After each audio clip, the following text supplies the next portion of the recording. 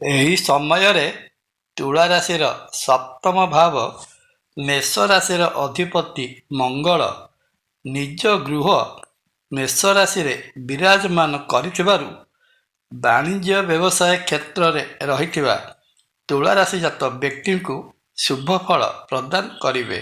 ଜୟ ଜଗନ୍ନାଥ। ନମସ୍କାର, ମୁଁ ତପନ ଡାଇଜେଷ୍ଟକୁ ଆପଣଙ୍କୁ ସ୍ୱାଗତ। ତୁଳା ରାଶି ପାଇଁ 2026 ମସିହା ମଇ ମାସ 20 ତାରିଖ ଠାରୁ ମଇ ମାସ 31 ତାରିଖ ପର୍ଯ୍ୟନ୍ତର ସମୟର ରାଶିଫଳ।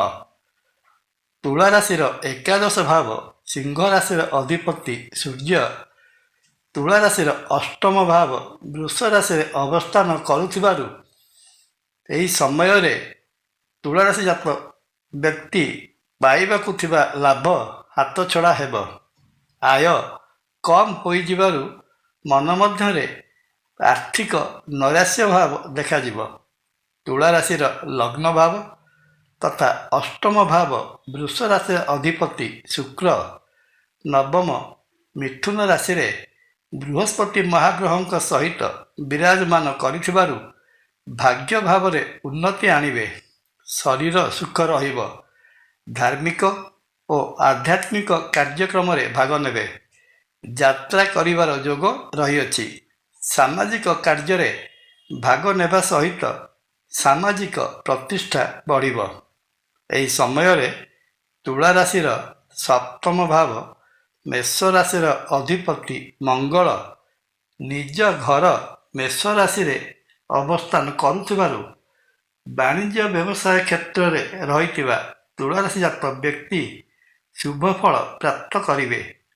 ଇଲେକ୍ଟ୍ରିକାଲ, ଇଲେକ୍ଟ୍ରୋନିକ୍ସ, କମ୍ପ୍ୟୁଟର ଓ ନିର୍ମାଣ କାର୍ଯ୍ୟ ପ୍ରଭୃତିରେ ରହିଥିବା ବ୍ୟକ୍ତି ଏହିସବୁ କ୍ଷେତ୍ରରେ ବ୍ୟବସାୟିକ ସଫଳତା ହାସଲ କରିବେ। ନେତୃତ୍ୱ ନେବାର ସୁଯୋଗ ଆସିବ। ସାମାଜିକ ଓ ରାଜନୈତିକ ଜୀବନରେ ପତିଆରା ବୃଦ୍ଧି ହେବ। ବିଭିନ୍ନ ସଂସ୍ଥା ଓ ସାମାଜିକ ଅନୁଷ୍ଠାନମାନଙ୍କ ଦ୍ୱାରା ସମ୍ବର୍ଦ୍ଧିତ ହେବେ। ତୁଳା ରାଶିର ଷଷ୍ଠ ସ୍ଥାନ ମୀନ ରାଶିରେ ଅବସ୍ଥାନ କରିଥିବା ଶନି ତୁଳା ରାଶିଜାତ ବ୍ୟକ୍ତିଙ୍କୁ କର୍ମଠ କରାଇବେ। କ୍ୟାରିୟର କ୍ଷେତ୍ର ବିଳମ୍ବିତ ହେଲେ ସୁଦ୍ଧା ପ୍ରମୋସନ୍ ପାଇବାର ସମ୍ଭାବନା ରହିଅଛି।